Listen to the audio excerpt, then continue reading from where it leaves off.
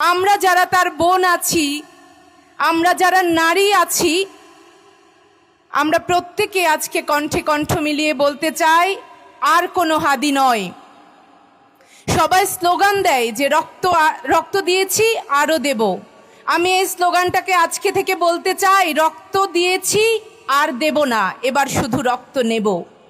এতদিন পর্যন্ত প্রতিশোধ আমাদের হৃদয়ে কম আসতো, কিন্তু যখন দেখেছি আমাদের 2000 ভাই বোন যখন প্রাণ দিয়েছিল, তাদের একটা বিচারও করতে পারেনি এই ইন্টারিম, এই বিচার বিভাগ, আমরা তখন ব্যর্থ হয়েছি।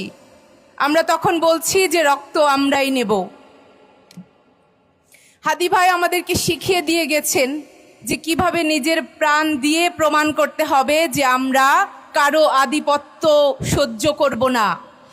হাদি ভাই তার কবিতায় লিখেছিলেন, আমি গতকাল তার একটি কবিতা আবৃত্তি করতে গিয়ে আমার বারবার বিশ্বাস হচ্ছিল না যে জলজ্যান্ত একটা মানুষ যে প্রত্যেক দিন টকশোতে কথা বলতো, যে তার মৃত্যুটাকে একটা ইনসাফের মৃত্যু নিয়ে তার রবের কাছে দাঁড়াতে চাইতো, সে মানুষটা আজকে আর আমাদের মাঝে নেই।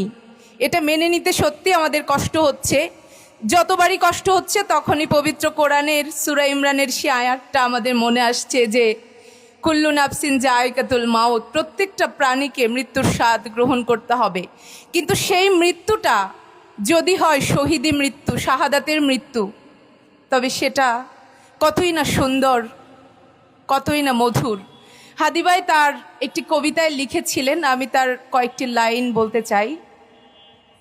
হে সীমান্তের শকুন, এক্ষুনি ছিঁড়ে খাও আমাকে। হে আটলান্টিকের ঈগল, শিগগির খুবলে খাও আমাকে। হে বৈকাল হ্রদের বাজ, আছড়ে কামড়ে ছিন্ন ভিন্ন করো আমাকে। আমার রক্তরসে শুধু আজ অসহায়ত্ব আর অভাব। কাগজের কামলারা তাকে আদর করে নাম দিয়েছে মুদ্রাস্ফীতি।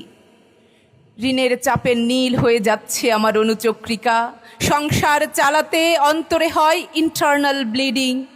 কি আশ্চর্য, তবু আমি মরছি না। ওইদিকে দোজখের ভয়ে আত্মহত্যা করবার সাহসটুকুও পাচ্ছি না। খোদাকে বললাম আমি মরতে চাই। তিনি বললেন, বেঁচে আছো কে বলল?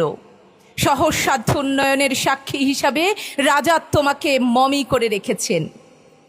বাজারে দীর্ঘশ্বাস ফেললে নাকি রাজ্যের ভীষণ বদনাম হয়। রাজারও মন খারাপ হয় খুব।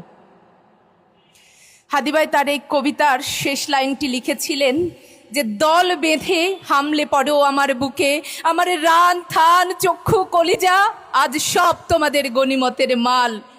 দেশি শুয়ার খুবলে খাওয়ার আগেই আমার ইচ্ছে মতো ছিঁড়ে খাও তোমরা, কিন্তু দোহাই তোমার মস্তিষ্কটা খেও না, তাহলে শীঘ্রই দাস হয়ে যাবে তোমরা।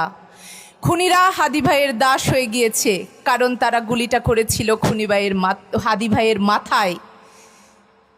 তারা আজন্ম দাস হয়ে থাকবে। কিন্তু আমরা যারা জীবিত আছি, আল্লাহর কসম করে বলছি, আমরা হাদি ভাইয়ের আদর্শকে আমাদের বুকে ধারণ করব, লালন করব।